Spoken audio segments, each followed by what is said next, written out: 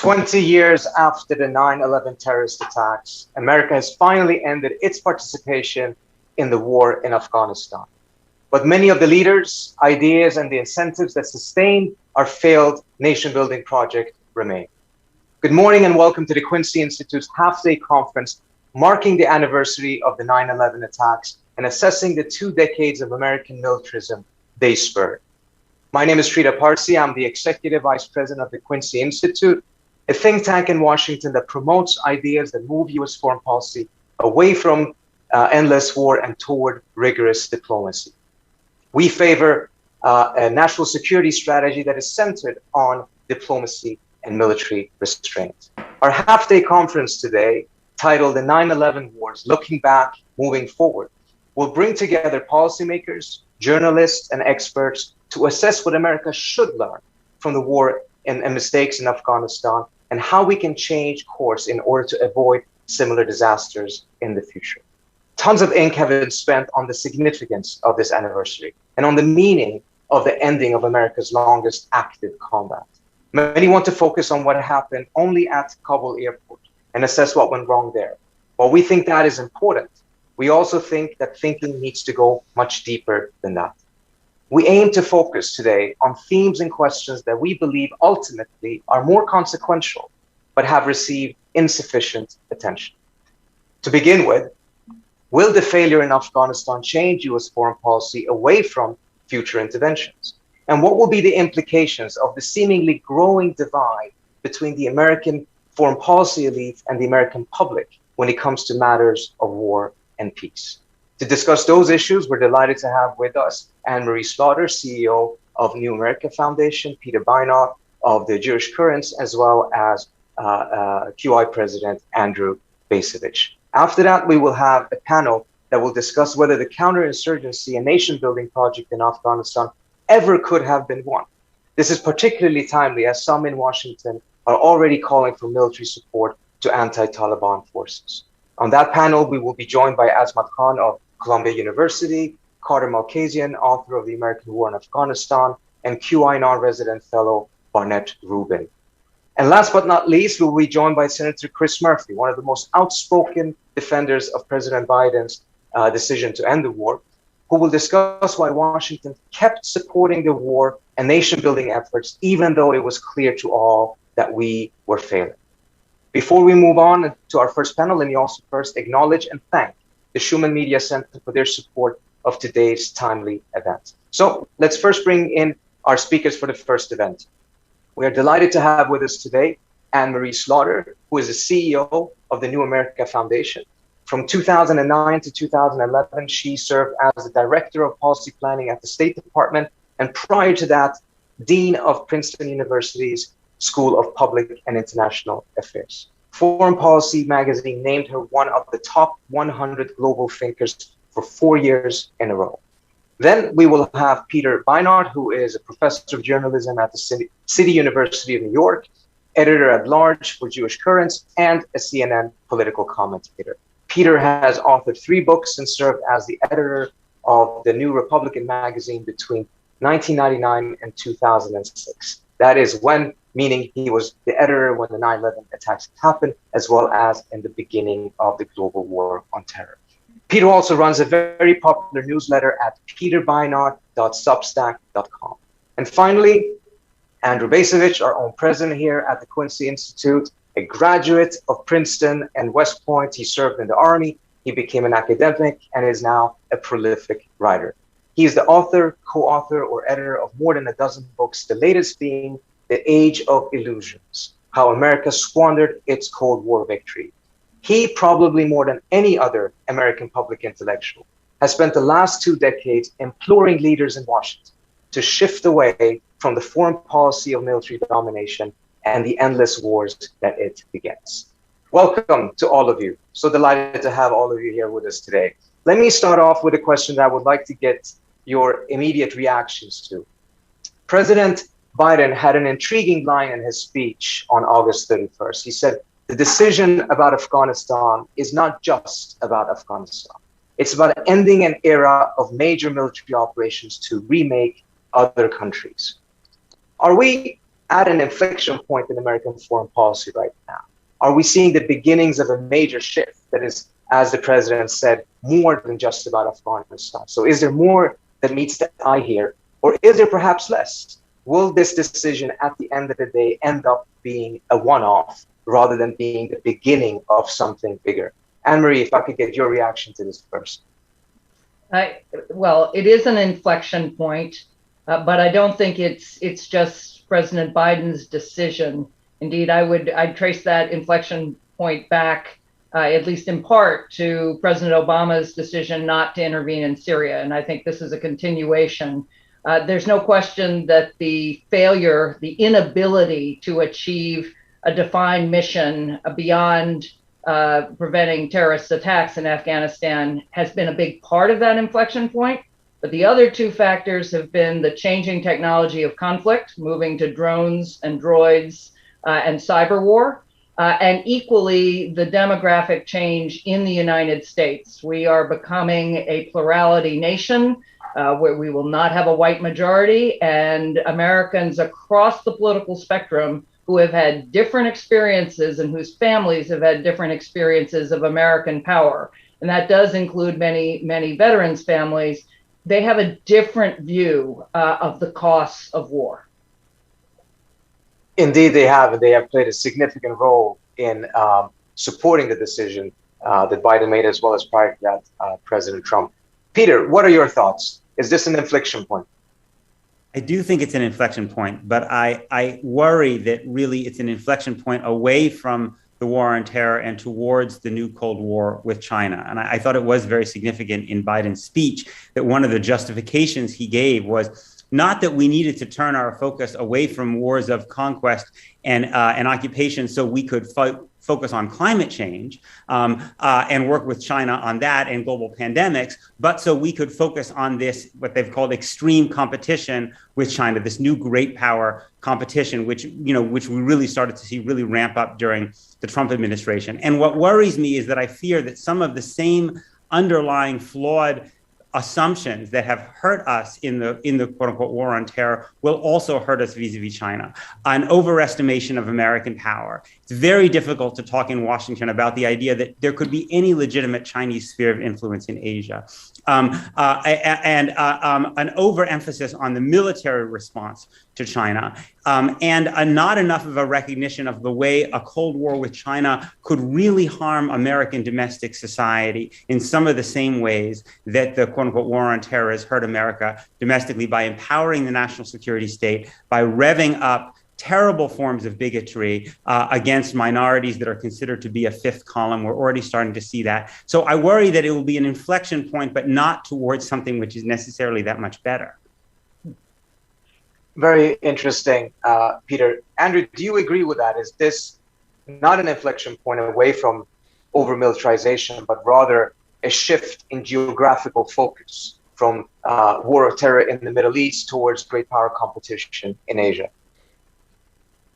I think my answer is that it's too soon to tell. The president is the commander in chief. He's not a dictator. I mean, he operates within a context. And as far as I can tell, within that context, support for the pre-existing national security paradigm, what's that?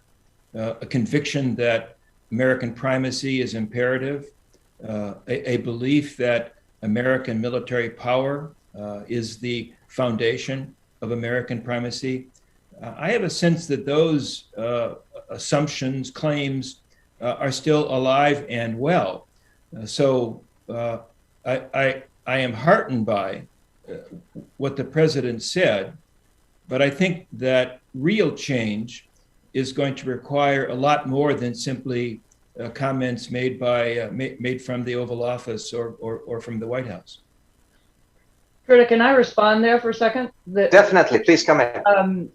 So Andrew's point, Andrew, as you responded, I found myself agreeing with you, but then wondering about the question. When I think of it as an inflection point, I think the inflection point is that we are going to be far, far less willing to use our military might, particularly anything that it is internal, that involves even sort of prevention of genocide or crimes against humanity, and certainly not nation building.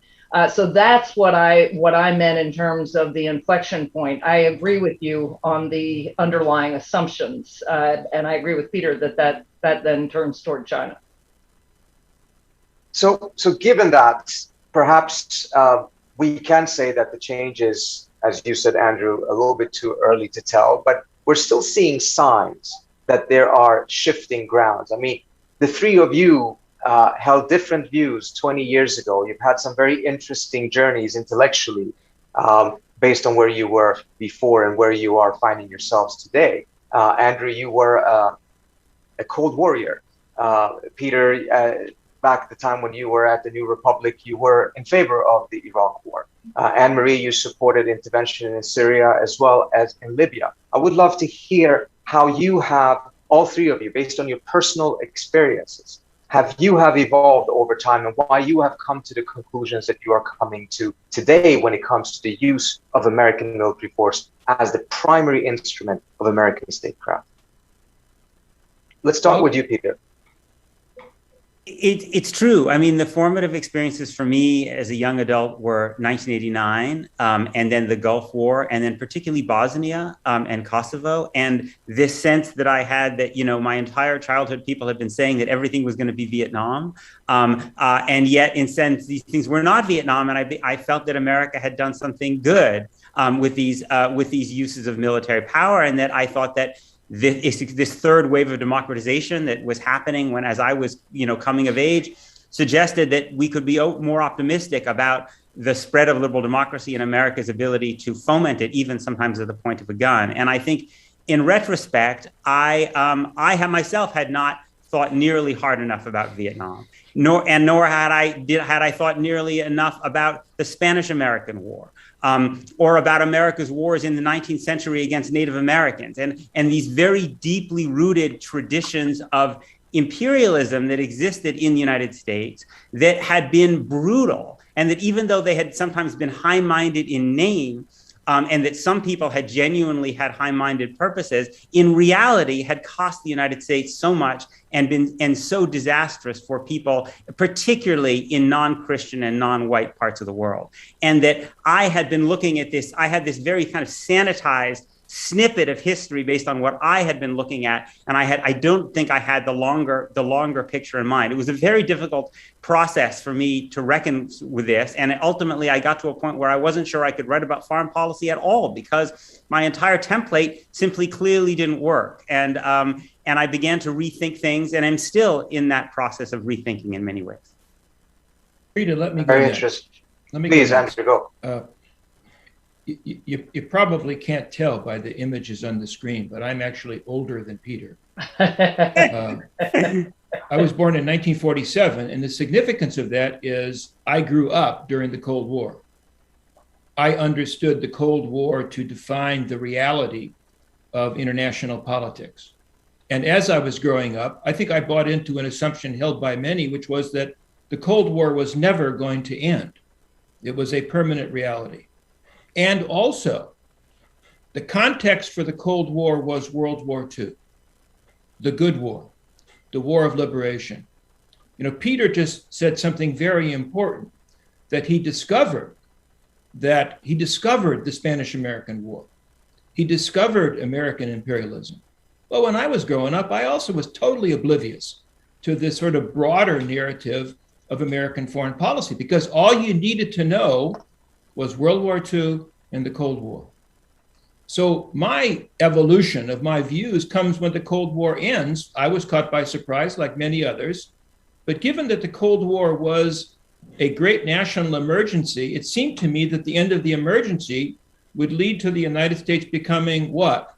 A more normal nation? And yet what happened, of course, was that the end of the Cold War then triggered this outburst of what I would call neo-imperialism, military activism, intervention abroad, sometimes no doubt well-intended, but almost always leading to unintended consequences. And then when we look at the post 9/11 extension of that that tendency leading to disaster. That's my sort of story. Well, I guess Thank you so much, Andrew. Go ahead, Andrew, Anne-Marie. I can make the same point. I'm sure you can't see it, but I'm actually in between Peter and Andrew. So I'm born in 1958, so squarely in the middle where, yes, my formative years are the Cold War. My grandfather fought in World War II as a Belgian and in exile in Britain. That same sense of the good war and the good war in the Cold War. Too young really for the full part of Vietnam, but like Peter, I was powerfully shaped by our inaction in Rwanda, which I still regard as a stain on all the world. I mean, almost 1 million people were killed by machetes, and we could have stopped it. And then Bosnia and Srebrenica, and then Kosovo, where the United Nations Secretary General and a very distinguished panel of international lawyers, many of them very much aware of U.S. imperialism, still said, Kosovo was illegal but legitimate. And so that sense of changing norms and then the responsibility to protect, which I still believe in, that ultimately we will not have the peace we need in the world unless there's a recognition that governments can do horrific things to their own people. And I don't mean garden variety horrific. I mean genocide, crimes against humanity, grave and systematic war crimes. So I was a supporter of intervention on humanitarian grounds, not on democratic grounds. I never would have supported the Iraq War for democracy. But what I would say is watching what happened in Libya, and I still think we should have intervened in some ways in Syria, but not the way we did in Libya, and recognizing ultimately how important the people on the ground are, the women in Libya who are going to be threatened forever because of the small arms, not just women, but the vulnerable. And realizing that as much as I think we do have the power to do good, we don't have the tools or the doctrine to know how, to know when to get out, to know when and how to intervene. So I still think there are cases where we should, but not unless we overhaul our tools, our doctrine, and our ability to act with others. Thank you so much, Anne-Marie. Let me dig a little bit deeper into both Libya and your personal journey and where you stand today.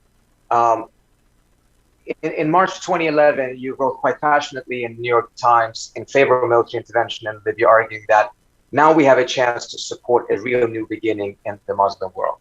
This past month in The Economist, you favored a very different perspective, writing that the Taliban's overthrow of an elected government in Afghanistan, which the United States had fought to establish and maintain for 2 decades, will reinforce the bankruptcy of trying to lead the world through military dominance. That's a sentence that definitely could have been written by the Quincy Institute itself. Now, domination and humanitarian intervention were mutually reinforcing in the past. You needed domination to a certain extent to make humanitarian intervention possible, and the need for humanitarian intervention was used to justify domination. You're now arguing against military domination as a way of leading, which I personally would definitely welcome. But where is your thinking then when it comes to the interventions? Should the US pull back from military domination, but not from interventions for humanitarian purposes? And how do we then make sure that we avoid the disasters in Libya and elsewhere in Afghanistan if we still believe that these interventions should be made? And will anything really change if those interventions still are on the table? Well, I, like Peter, am still thinking my way through. And indeed, when Andrew asked if I wanted to join this panel, I said, look, you and I are not the polar opposite restraint versus liberal hawk that we might once have seen, because I have seen the horrors of Libya and what happens when you then topple a government with no plan, which is equally what we did in Iraq. And even if we'd had the plan, again, we didn't have the tools. So where we all agree, it's not just the diplomacy. We need long-term development strategies, and the United States is neither willing to do that nor to pay for it. Although the European Union often is, but we don't coordinate well enough with the European Union or Japan or other countries that have invested more in civilian power. So on the one, what I wrote in The Economist is this idea that we can reshape societies through force, which really was the Bush idea in Iraq that, you know, we were going to bring democracy, won't work.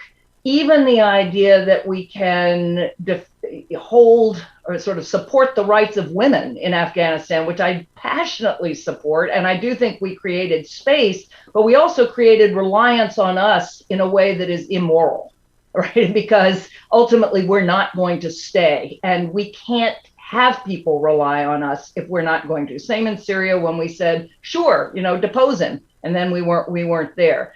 So but maybe where I differ, I'm enough of a child of World War II and the Cold War to think without the willingness to use military force, at least in some cases, diplomacy is not going to get you there, right? I mean, I'm enough of a realist. So I'm trying to think my way through, how do you develop criteria and tools that are really focused on not the chess game of great power politics? I've spent 30 years writing about networks and civilian power and what happens to the people on the ground, the women, the children, those who are not the elite and not the military, but also the soldiers.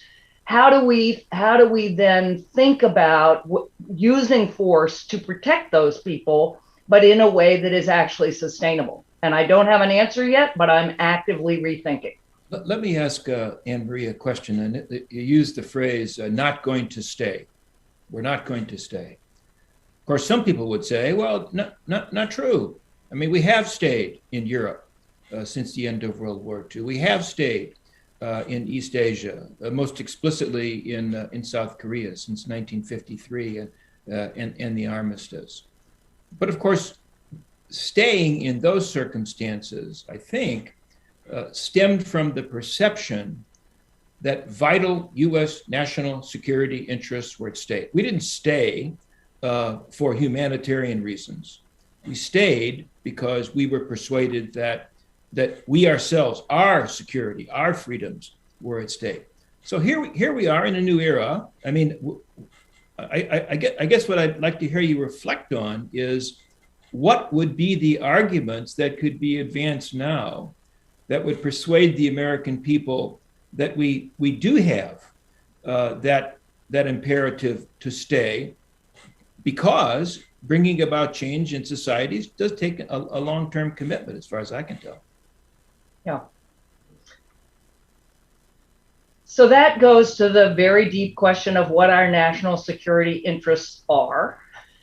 And I think they are changing. This again goes to who we are, who are Americans.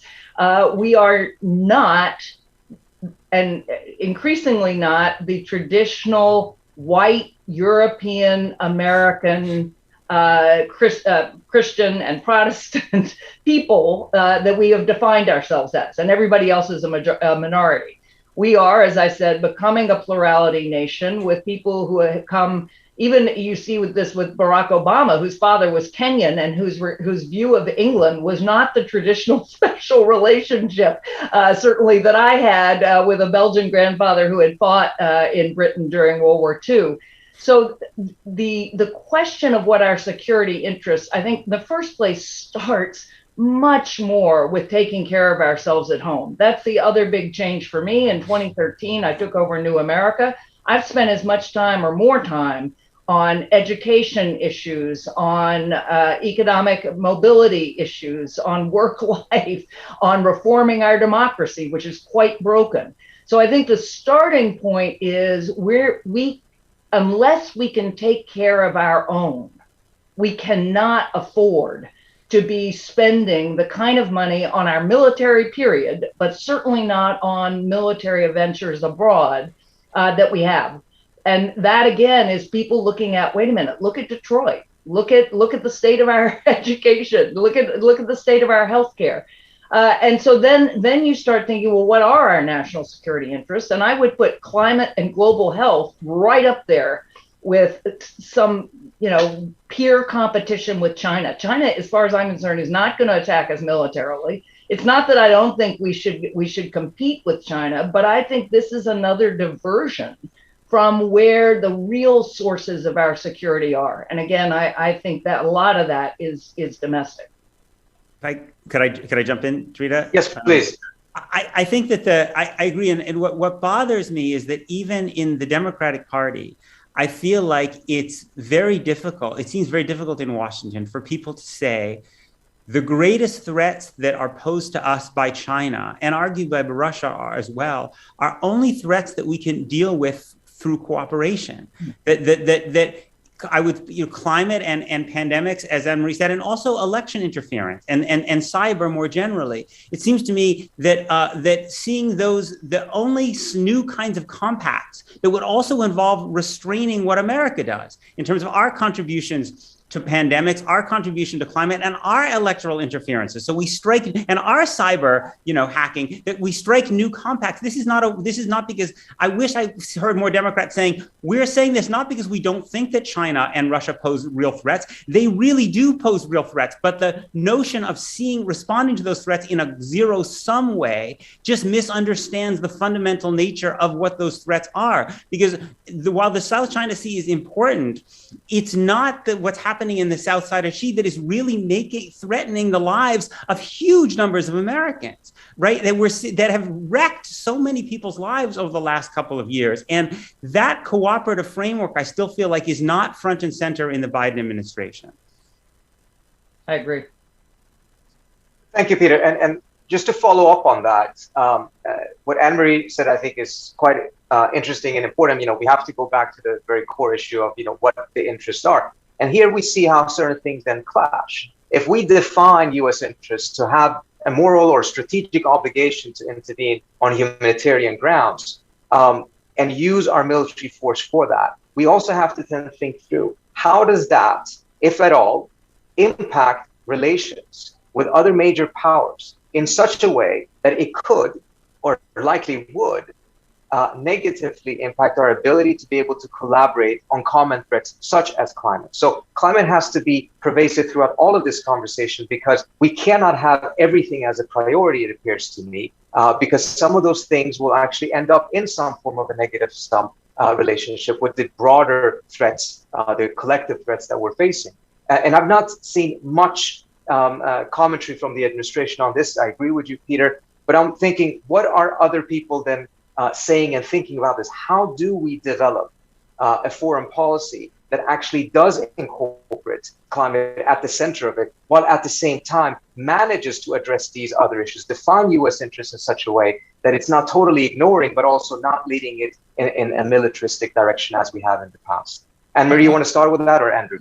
Well, I think Anne-Marie already made the key point here, and that is that the prevailing national security paradigm assumes that the problems that we have to deal with are problems out there. Exactly. They're in East Asia. They're in Europe. They're in the Persian Gulf. And furthermore, that the proper response to those problems begins with amassing military power. And as a consequence, then all the other things that Anne-Marie mentioned become classified as afterthoughts. Yep. I mean, it is striking to me. It's utterly appropriate, the amount of attention being given to the climate crisis today, which we see before our eyes in the Pacific Northwest, in Louisiana, in Princeton, in New Jersey.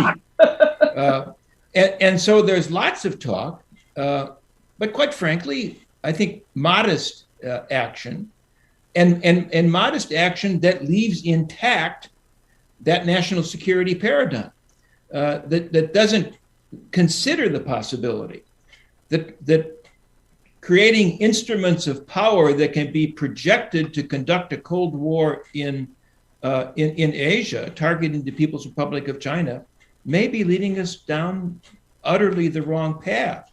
So there's a huge need for a conversation. I think it's going to be an elite conversation, but it needs to be a conversation that includes the public about redefining the meaning of the phrase national security. Could Could I jump in? Please, Peter. I mean, and I think you see this again in the conversation about China. So the dominant conversation seems to be China's getting too much influence across the developing world, in Africa, through this Belt and Road Initiative. How do we show people that this belt, how do we get in there and block them? Well, it's understandable that countries poor countries want development. It seems to me, what if we saw that the problem was not that China was giving money to countries that need infrastructure, but that we were working with China to make sure that this Belt and Road Initiative was more green, so that they weren't building so many coal-fired power plants. And it seems to me that, again, that we have very quickly moved into an overwhelmingly zero-sum perspective, particularly vis-a-vis the relationship with China, which seems to me, as Andrew and Andrew were saying, pushes these other questions that are really central to Americans' lives and also dominate in terms of public opinion, essentially pushes them to the margins. And I really worry that the consequences of that will be that we can't deal with these global threats in the way we need to. I have to say that's exactly what we did even under the Obama administration with the Asian Infrastructure Investment Bank, where instead of saying, great, somebody wants to invest in a lot of countries that need infrastructure, not only did we not play, which I understand just given the politics, but we told all of our allies, you got to choose. It's us versus them, as opposed to, again, if you think in network terms, thinking, no, we will have far more influence. The more connected we are, the more we actually play. But the deeper point, and Peter makes this, is again thinking not about states as black boxes on a map or a globe and you play chess or poker or chicken with them, but thinking about the people within them and what are their daily lives. I mean, again, I did support the intervention in Libya, but I wrote an op-ed 2 months later saying we have to stop. This is before Gaddafi fell, because you could see what was happening with small arms flooding the country, and you could see what that meant for the people. And what it has meant, it has been 10 years of horrific conflict. So it's somehow, again, thinking about the impact on the people and really challenging what is a mix of sort of traditional, easier great power politics. And I really mean this. It's easier to sit in Washington or in any foreign ministry and think strategically about our dominance over somebody else than it is to think about the really messy trade-offs that climate requires, that health requires, that cyber requires. These are much more complicated issues, and they don't divide between domestic and international. So you need a different kind of training and a different kind of people, and that scares the traditional foreign policy elite silly. Well, but again, let me play off that. I think what you're both saying, implicit in what you're both saying, is that we need to recognize that the age of American primacy is over, that we've moved into a new era. The United States will remain a great power long after we are gone.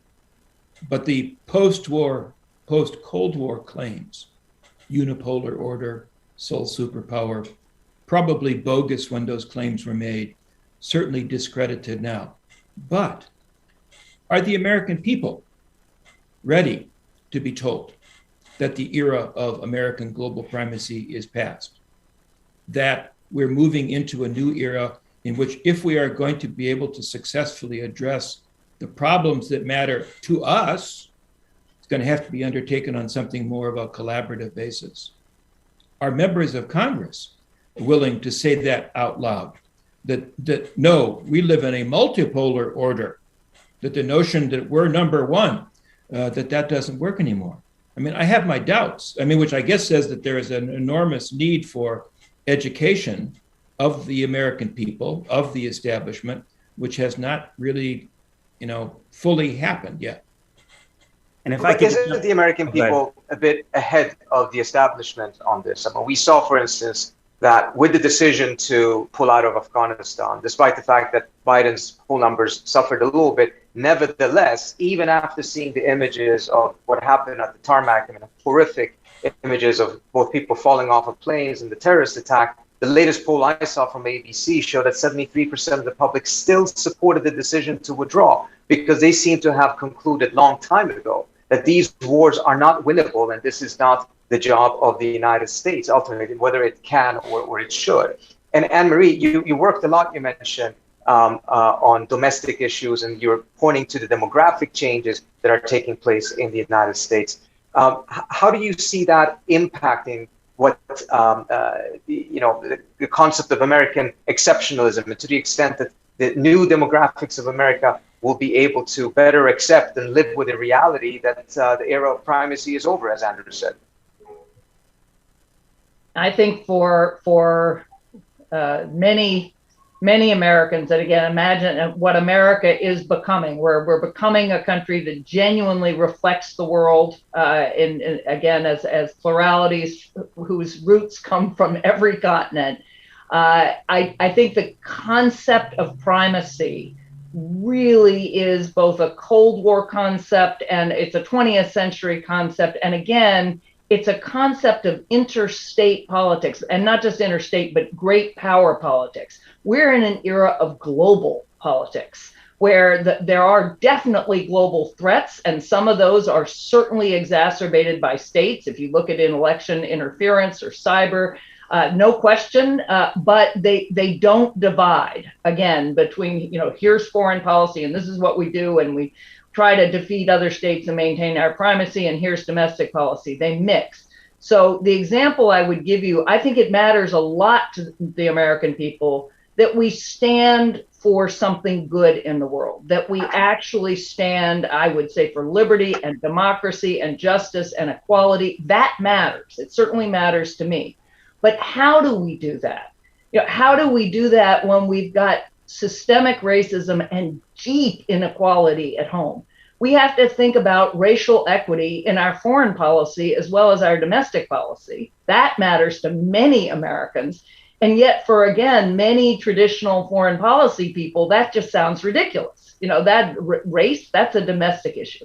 And Peter, I know you've thought about this a great deal, but, with the latest intervention in Israeli war in Gaza, there were plenty of Americans, and my kids and my kids' friends were all saying, you can't talk about Black Lives Matter here and not say Palestinian lives matter on the West Bank or Gaza. That's a different view of how we need to be in the world. I don't know how I think it's important that we stand for the right things. To be exceptional implies we're the only nation that does that. That's not true. But we should still, root our domestic and our foreign policy in our values, in my view, but in a different way.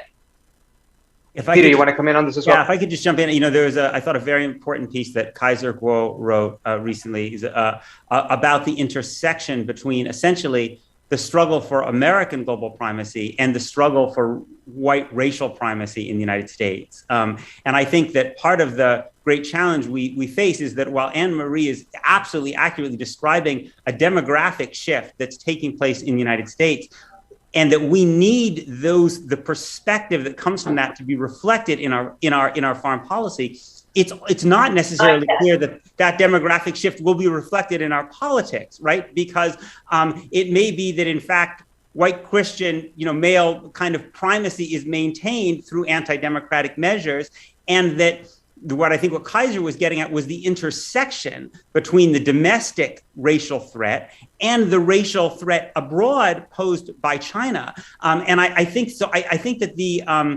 what worries me a lot is the idea that, in fact, the prospect of a non-white, non-Christian peer competitor may actually exacerbate and amplify the fears that are producing this anti-democratic authoritarian turn in the United States. And just the one point that I really feel like has not gotten enough attention, although I'm sure Anne-Marie and Andrew are aware of it, is what's been happening, what the FBI has been doing on American campuses vis-a-vis Chinese and Chinese American researchers. We have been witnessing a real, genuine neo-McCarthy, if you look at the letters from the presidents of MIT, a whole series of scientists scientists. And this is just the beginning, it seems to me. We're only still in the foothills, to use Henry Kissinger's term, of this no Cold War, if you think about where this may go. And that is something that I think that, again, it's why Anne-Marie's point about having a more multiracial, multi-ethnic, multi-religious foreign policy elite that thinks about this as a first order concern is so important. Let me pile on. Yeah. And I'll, 10 years ago, I would not have agreed. And I have to begin by correcting my dear friend, Trita, who at the beginning of this cited the wrong book. My most recent book is called After the Apocalypse. You have no idea how many messages I've been receiving about that mistake during this conversation. But more seriously, I did include a chapter on race, and the perspective on America's role in the world that I grew up in was a white perspective, in the sense that the countries that mattered were white.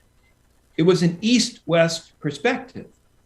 Now, these countries all had North-South relationships, more often than not, to include the United States, based on either formal or informal imperialism. But all that was an afterthought. Yeah. Again, it goes back to Peter's earlier comment. Who the heck, when we were growing up, paid attention to the U.S. efforts to pacify the Philippines after the Spanish-American War? It didn't matter. But I do believe that we are now moving into an era in which those North-South issues, the legacy of imperialism and colonialism, they're not going to be so easily ignored. And therefore, those relationships that are informed by matters related to race are going to compete with the East-West great power competition framework that has been dominant up till now.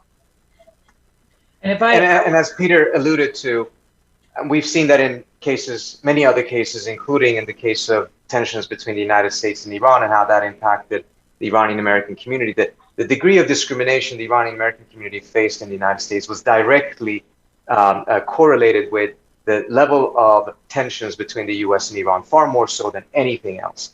So again, we're seeing some competing priorities here, because if we walk in the direction of a Cold War with the Chinese, we're going to see far more discrimination against Asian Americans here in the United States, which is then going to undermine our democracy and do all of the different things that Anne-Marie and everyone else here talked about. We had a comment about this in the chat on YouTube from Kevin Gribrook, who I think it just adds to what you've been talking about. He says, American people, except think tankers, don't think about geopolitics. They think about how they're going to keep from being evicted. And that is a sentiment that we keep on hearing over and over again. And I have a question from someone in the chat as well that I thought would be valuable to add, because we have not touched on a very critical component. We will talk about it later in the afternoon, but I wanted to make sure you all also got a chance to address it. And this is from Jerry Krieger, who says the crux of the problem is the American military-industrial complex. How do we alter the system to shift the focus of American foreign policy? And I think looking at what happened in Afghanistan really makes it unavoidable to talk about the military-industrial complex, because this was not a development program of Afghanistan. This was a development program of Northern Virginia, where all the defense contractors are sitting, and they are making a tremendous amount of money. When you look at the CIGAR report, you see the very, very low percentage of the money that supposedly went to Afghanistan or was spent in Afghanistan was actually coming back here for those defense contractors. So how do we address that issue? And as we have to rethink so many different things, where do we begin when it comes to the military-industrial complex and the financial incentives that have existed and continue to exist to just continue on this same path? You want to start off with that, Andrew? Yeah, very briefly. I think the phrase is no longer adequate in describing the phenomenon to which it refers. Many people have made the point, some have argued, that Eisenhower meant to call it the military-industrial Congressional complex, was talked out of it, didn't include Congress in his farewell address. But it is the military, it's defense industries, it's the Congress, it's think tanks, not the Quincy Institute, but it's at least some think tanks. It's some units in universities. It's members of the media. So there is a large conglomeration of people and institutions who are dedicated to maintaining the national security status quo and who are not particularly interested in measuring, in evaluating the costs that this military industrial plus complex have inflicted on us. So the point is, the adversary here is a lot bigger and broader than is implied by the traditional phrase. And I would just add, sorry, go ahead, Marie. It's a very deliberate political strategy too, though. I mean, actually, the military understood far better than many people exactly how to combine domestic and foreign policy. And the old thing about the B-52 being built in every single congressional district. And remember what happens when you try for base closures, right? That also goes to the very distorted nature of our electoral system, where relatively, small groups can maintain tremendous power in congressional districts. And so you really have to unwind that. It's not enough to just go after what's going on in Washington. You have to go after really how you can get a more representative political system, which goes to much bigger, sort of more sweeping reforms, not only gerrymandering, but ranked choice voting and ways of loosening up our democracy so that it is, in fact, representative. Can I jump in, Trita? Absolutely. It's really striking. There was a time when it was really uncontroversial to go from a Democratic administration, if you were in economic policy, to Wall Street, and then come back to the next administration. And now, because of people like Bernie Sanders and Elizabeth Warren, it's a lot harder to do that. There's a lot more scrutiny. And I think that scrutiny is valuable. I'm not saying every single person who ever worked on Wall Street is an evil, corrupt person, but the scrutiny is good. People should have to think about it and think about, and we should think more about the way this influences how people see the world when they come back into government. And yet, when you look at the foreign policy side, about going even from a Democratic administration to work for a think tank or a company that is getting a lot of money from defense contractors, it receives much, much less scrutiny. We haven't had the same kind of cultural change, the same kind of pressure. And again, I don't want to suggest that every single person in the Biden administration who worked in those places is corrupt or a bad person or anything like that.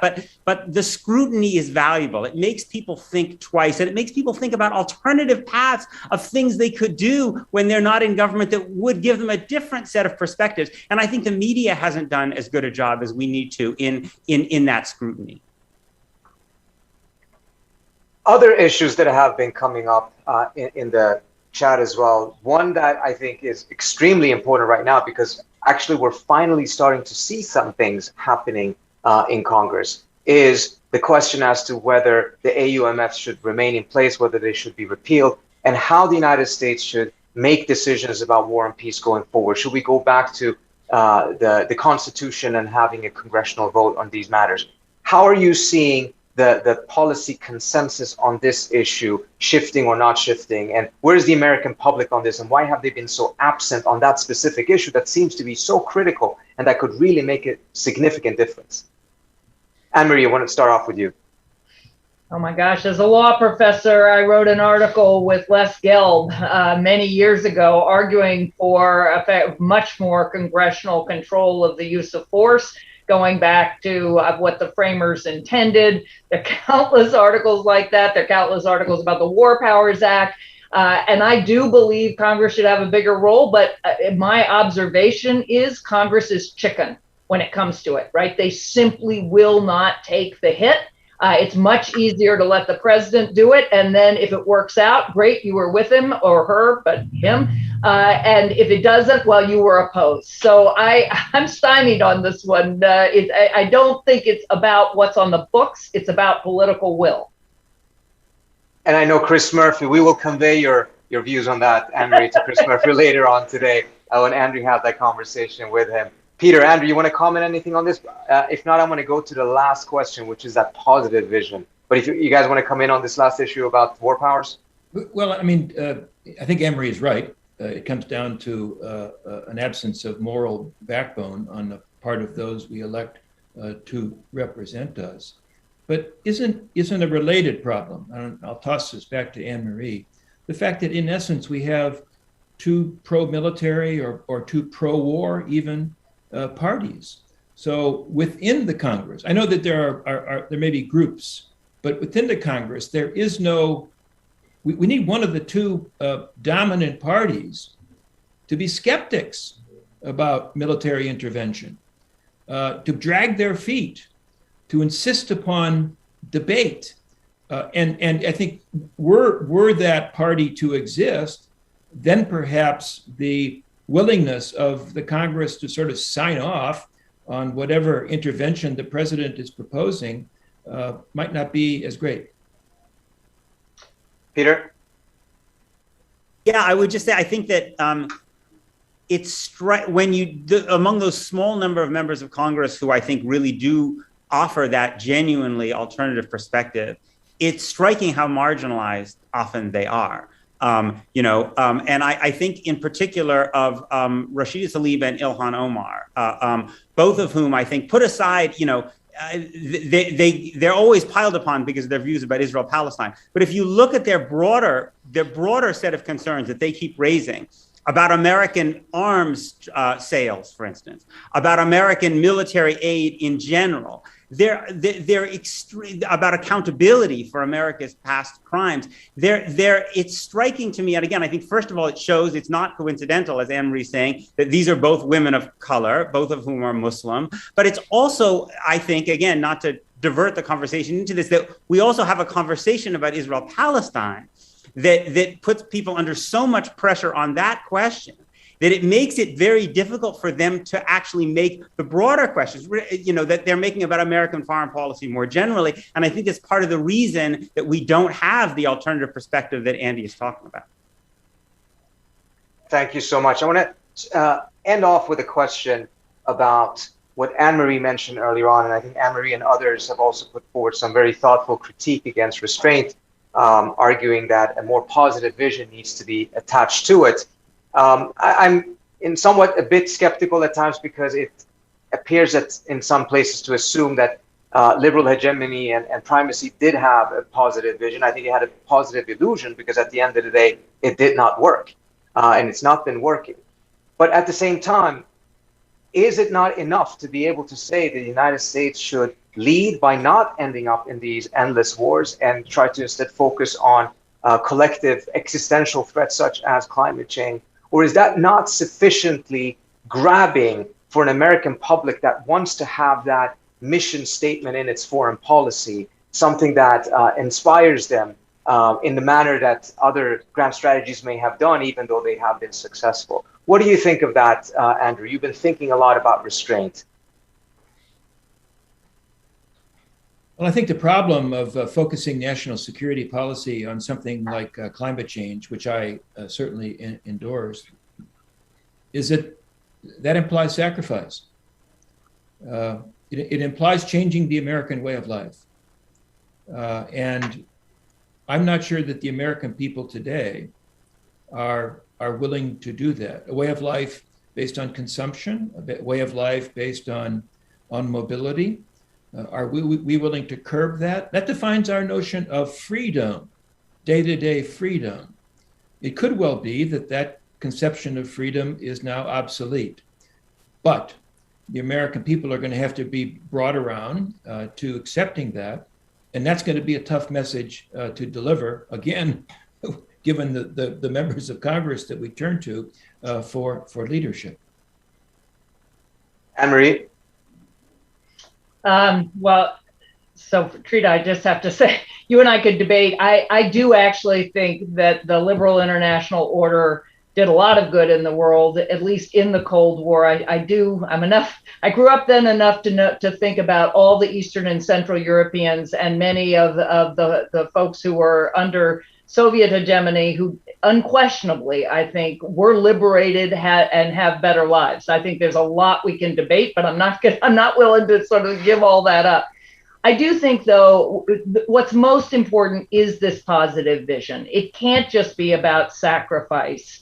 Although, you know, Andrew, when you talk about freedom, I'm thinking about all the people I work with who would say freedom for whom?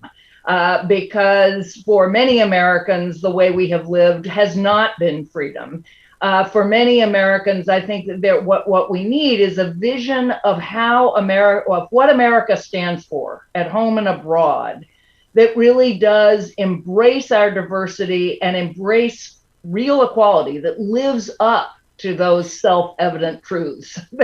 They were not self-evident enough to be acted on with respect to all Americans, and our history has been a process of widening those circles. But we're now at a place where we absolutely have to have a vision of this country that is not white, Anglo-Saxon, Christian, Protestant, which it hasn't been for a long time, but it's still the dominant narrative.